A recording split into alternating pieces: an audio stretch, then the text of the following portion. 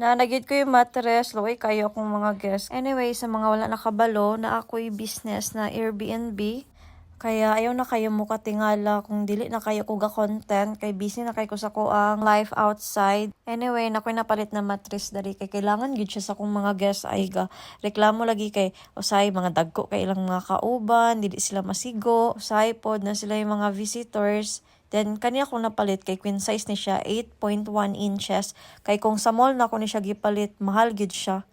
Wala ko mag-expect nga, ingani di siya ka nice di ay aesthetic kaayo niya, dili hugaw lang tawon. Lani kay siya tulgan, mas nindot ni kaysa atong napalit na ko malipay gid akong renter ani Zoin. Hala, sayang kayo, wala ko ka-take og video ganiha while nag-sleep ani. Kani mo gud siya nahatod na nako sa staycation nako. Dili daw ni siya mulihok gyud biskan mutakan nato siya og water. I mean, ano ba? Sampo dari ang water nimo. Tapos mo sibuyot dito. Muna mong water.